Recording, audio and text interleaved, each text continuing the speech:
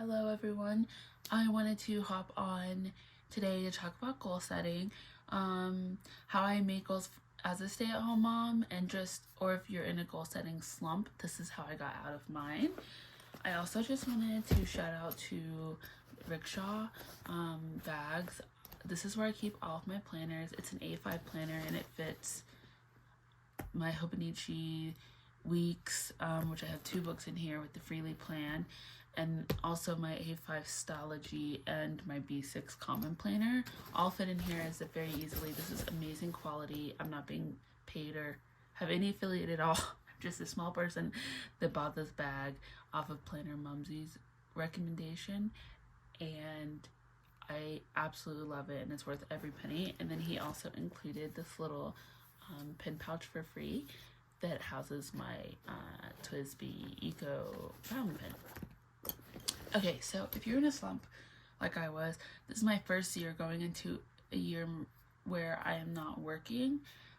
Stay-at-home mom, and usually most of my goals are around working, and then usually some kind of weight loss or fitness goal. But this year, I had no idea where to start because I have no idea what my year is going to look like. I don't know if I'm going back to work. I don't know if I'm staying at home. And that really just got me into a slump of goal setting. And so I wasn't going to do it. And I just decided I'm going to be fluid wherewith my year takes me, which I still am going to do. And if I had a word of the year, which I don't, but I would say fluidity. But I got some inspiration to figure out how to make goals that weren't work related, or just got my inspiration back. So I kind of wanted to show my method to see if you're in a goal setting slump, if this would work for you. So I saw someone on Instagram journal a list of what was important to them, and so I decided to take one of my 4 planners in my planner stack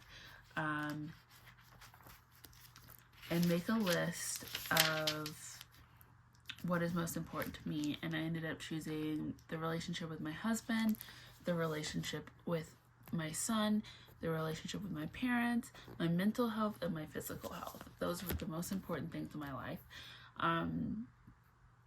I then took some time after this to think, okay, well, if these are the most important things in my life, how can I improve in these areas? How can I be better in these areas in life? And so on this page, I wrote down action items on how I can improve and how I can be better in general in these areas. That really got me motivated to say, well, okay, if these are action items on how I can get better in these areas, why don't I make some of these action item goals? I did not want to overextend myself with goals, because I think another thing that I tend to do is make too many goals and then try to focus on too many things, and then it becomes unattainable and then I don't do them. So out of that list, the 2 that I chose were my budget, which has to do with my relationship with my husband, not spending as much money, and then also my physical health as well, because since having a baby, I have extra weight on me and I would just don't want to have that there anymore. So what I did was I took those action items and put it down. Okay, to spend less money, I'm gonna do a no spend, but if I'm gonna be real with myself, that's unattainable for me. I would spend one thing somewhere and be like, well, I messed up, so I'm not doing this anymore, and that's just how I work. So I decided to do a low spend where I give myself a budget or an allowance per se of money I can spend on discretionary items every week, and go from there. And then to figure out how much money that is, I went back to last month and wrote down every single discretionary item that I spent, or all the money I spent on discretionary things right here. And I took that number that I spent on discretionary things and I said, okay, I spent X amount all month last month on discretionary things. So I'm going to give myself a 10% of that as an allowance, and then the rest of it is going to go into savings. So since my household income is the same exact every month, it's pretty easy for me to plan that way. So then I broke it down from a monthly goal of that saving to a weekly goal, and said, well, what do I need to do every week to make it a habit? To change yourself, you must change your behavior, and to change your behavior, it must be in small steps. It's the best way to do it. And then for the physical health, I'm still breastfeeding, so I figured losing weight slowly is good for my milk supply because I'm afraid to mess with that. So I basically want to be in a deficit of 500 calories a day, walk every day, and I want to lose 1 pound a week from that. So that's my weekly goal, is 1 pound a week. So then I saw this Kanban board from like the HB90 method, which I have no idea what that is really, but I just saw this and like it's very easy to figure out what's going on here. So basically in a Kanban board, you take your goals onto sticky notes and break them down as small as you want, and then you have them on your like to do, have not started, and then you move them as you're working on them either to your finished list or like an in progress section, and then move them over. And the goal is so that you don't try to do everything at one time, and that you don't overwhelm yourself, and you can see what you're working on, where you're at, just visually. And I love that because I think we're all visual people here for planning like this. But so then I took those goals, the low spend and the lose 4 pounds a month, and took them into my weekly goals. So weekly, I want to lose 1 pound a week. So each blue sticky note post-it here is lose 1 pound a week, and then when I complete it in the first week, I'll move it over to my finished side. I also did the same thing for my money goals. So when I save the amount that I want to save for the week, I'll move it over, and hopefully the goal is to have these all moved over by the end of the month. And I'm going to do this each month as my goals change, because like I mentioned, well, I don't know if I mentioned actually, I would like to lose 20 pounds. If I stick to it, it should only take me 5 months. So I won't have this lose 4 pounds goal anymore after May, and then my goals will shift. I also don't plan to do a no spend every single month. I don't think I can get through a no spend year, but we'll see where it goes and see how I feel after this month. And maybe all the money that I've saved will be motivation to do it again in February. Okay, so once I have all of my goals here on the Kanban board, the only thing I really keep, so I do all my daily planning in my Hobonichi weeks. And really what I have going on in my Hobonichi weeks is my calorie goals. So I'm going to use my Fitness Pal to track my calories. I do or do not recommend tracking calories. That's not for me to decide, but it works for me.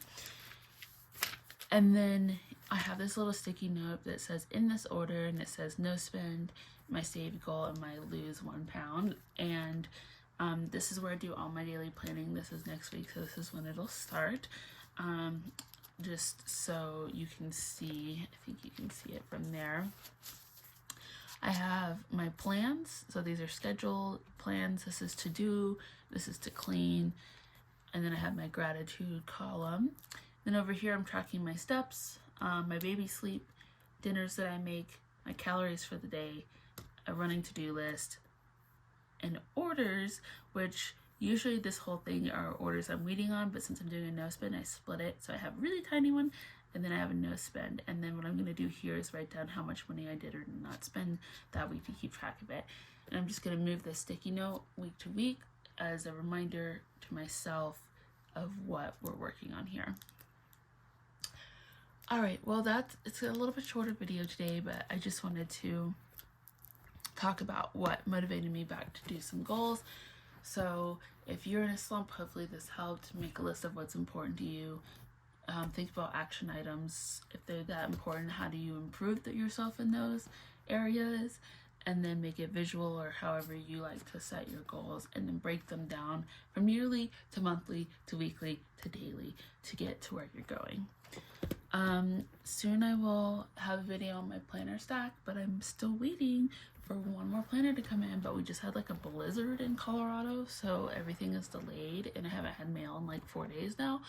So I think we're like at the end of the route, so like if they stop early for the day or stop for the day, we don't get there. But anyways, so once I get the last book in, I will do a planner stack for 2023. But right now my Stalogy is my journal, and so I just journal in here, which I kind of started doing because I just got really inspired. I have my common planner for my baby's book, and in here I track everything baby related, and I'll go through that more in detail after. And then in my Mo Term cover here, I have my Hobonichi Weeks with a Lawrence Phelps designed cover on cover, and then my pencil board, which I need to, she said, ooh, nice, okay. My pencil board, Lawrence Phelps designs, and then also a PlannerMonkeyCo freely noted reference planner, which I plan to keep year to year with whatever I'm using that year. So this just fits so nicely like this, and I'm really liking the all black theme as well. And then my dogs and my cats hate me, and they will eat everything if I don't keep it out, and so I just put all three in here along with my Canon or Ivy Canon photo printer, which I use whenever I feel like it. And I would highly suggest getting yourself one of those, because sometimes you just have a memory and you want to print it out, and that just allows that to happen. So go get a Rickshaw bag, go get it on your goals, and I will talk to you next time. Bye.